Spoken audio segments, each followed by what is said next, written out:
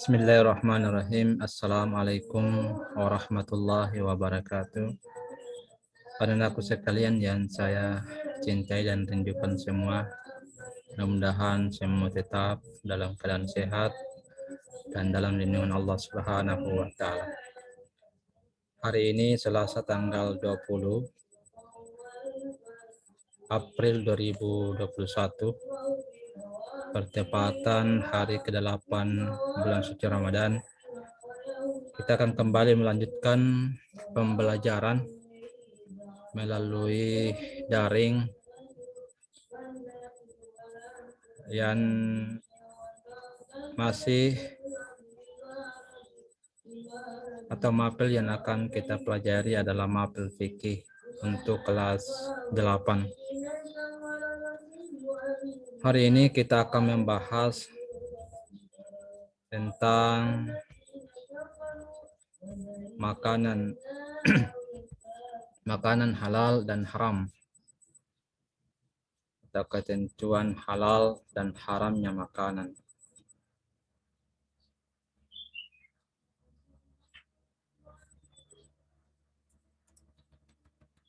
Bagi anak-anakku yang ada di rumah, silahkan dibuka buku fikihnya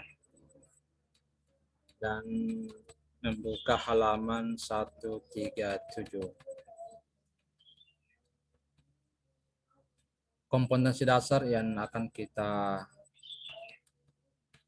bahas pada pertemuan ini adalah menganalisis ketentuan halal, haramnya makanan dan minuman. Adapun tujuan yang ingin kita capai dalam proses pembelajaran ini adalah menunjukkan sikap taat kepada Allah dengan senantiasa mengonsumsi makanan dan minuman halal. Yang kedua, menunjukkan sikap hati-hati dan perilaku hidup bersih dan sehat. Dan yang ketiga, ketentuan halal haramnya makanan dan minuman. Kemudian membandingkan makanan halal dan haram. Dan yang terakhir, yang kelima, menganalisis penyebab halal dan haramnya makanan dan minuman. Dan yang terakhir, mengomunikasikan penyebab halal dan haramnya makanan dan minuman. Adapun peta konsepnya pada materi ini, ketentuan halal haramnya makanan dan minuman. Yang pertama, makanan dan minuman.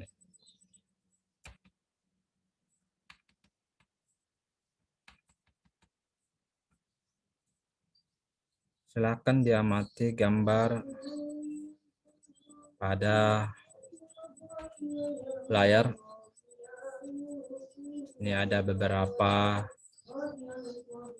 gambar-gambar terkait dengan makanan.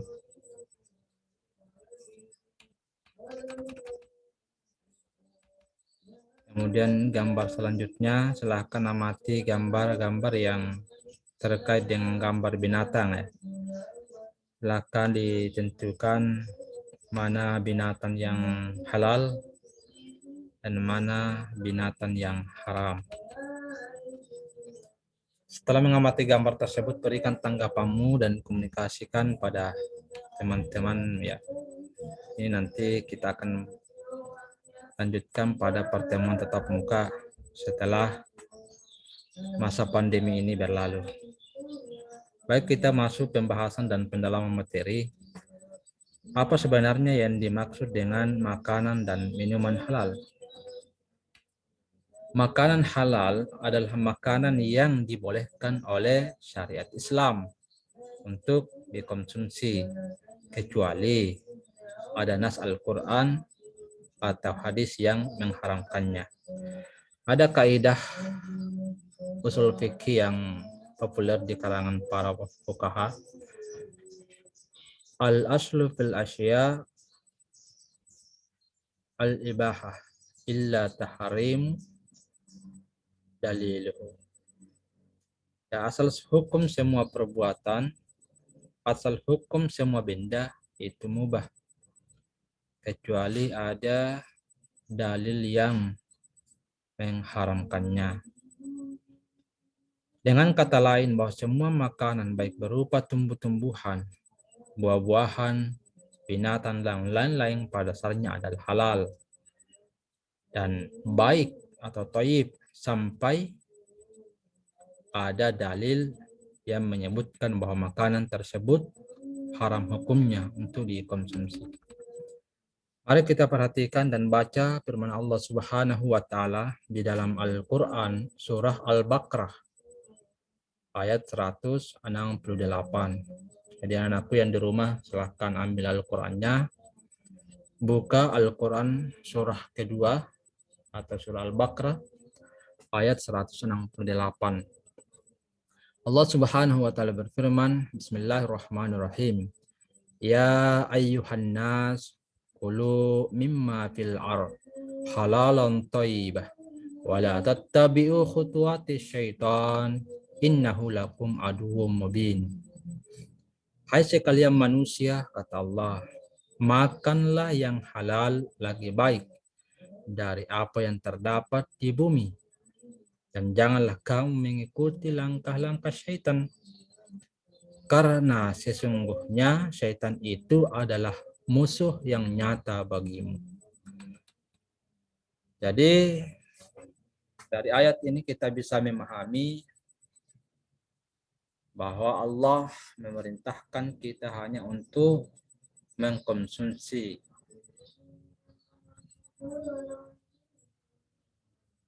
makanan yang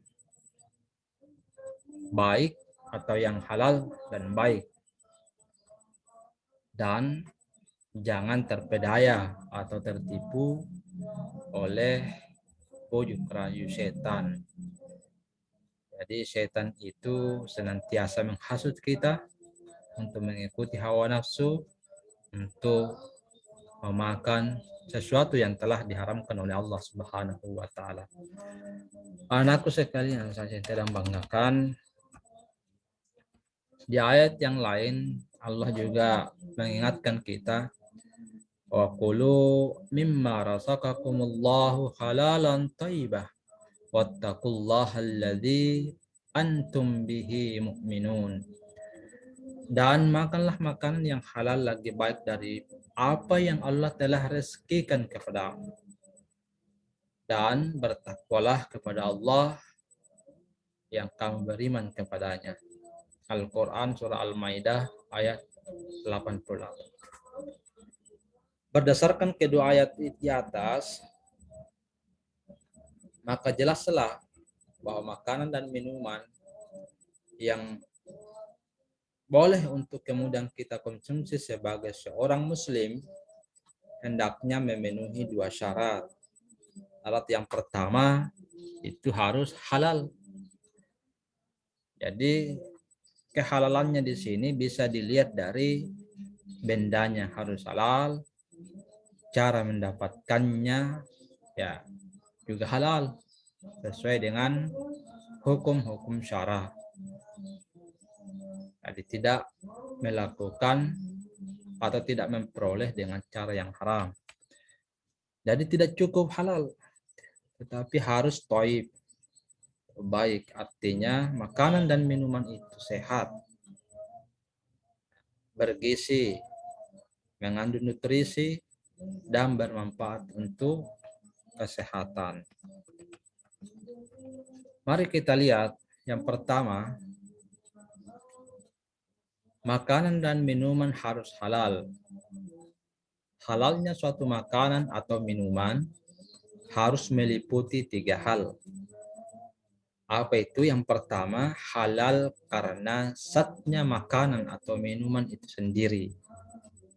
Artinya apa? Makanan itu terbuat dari bahan yang halal, tidak mengandung unsur-unsur yang diharamkan menurut syar'i atau syariat. Yang kedua, halal cara mendapatkannya. Sesuatu yang halal itu harus diperoleh dengan cara yang halal pula.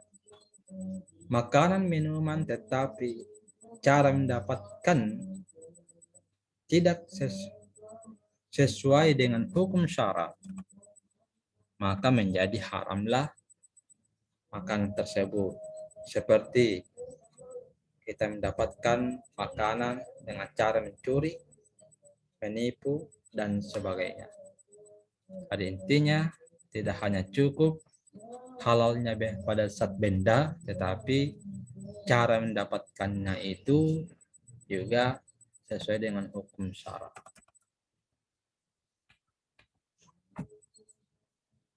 Dan ketiga yang juga harus diperhatikan, halal karena proses, cara pengolahannya. Sesuatu yang halal itu harus diperoleh dengan cara yang halal pula. Cara atau proses pengolahannya juga harus benar. Hewan seperti kambing, ayam, sapi, jika disembelih dengan cara yang tidak sesuai dengan hukum Islam, hukum syara, maka itu tidak halal atau menjadi haram untuk kemudian dikonsumsi.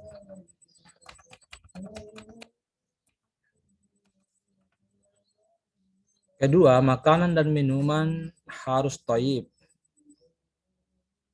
Artinya baik bagi tubuh dan kesehatan. Makanan yang membahayakan kesehatan misalnya mengandung formalin, mengandung pewarna untuk tekstil, makanan berlemak yang berlebihan, dan lain-lain. Dikatakan artinya apa? Makanan-makanan ini kemudian baru dikatakan thayyib. Demikian anakku sekalian yang saya cinta dan banggakan, bahasan kita pada pertemuan ini terkait dengan makanan halal dan haram atau makanan dan minuman halal dan haram dilihat dari sisi zatnya, kemudian proses mendapatkannya dan proses pengolahannya harus dipastikan betul-betul sesuai dengan syariat Allah Subhanahu wa taala, sesuai dengan tuntunan Al-Qur'an, sehingga makanan dan minuman yang kita konsumsi itu betul-betul memenuhi syarat halal dan thayyib. Demikian, insyaallah kita ketemu kembali pada pertemuan berikutnya, masih pada materi makanan dan minuman yang halal dari sudut pandang yang lain. Kita tutup pertemuan kita pada hari ini dengan bersama-sama membaca surah Al-Asr. Bismillahirrahmanirrahim. Wal asri innal insana lafi khusr illal ladzina amanu wa amilus shalihat wa tawassaw bil haqqi wa tawassaw bis sabr. Demikian, Allahumma fi ila aqwamit thariq. Assalamualaikum warahmatullahi wabarakatuh.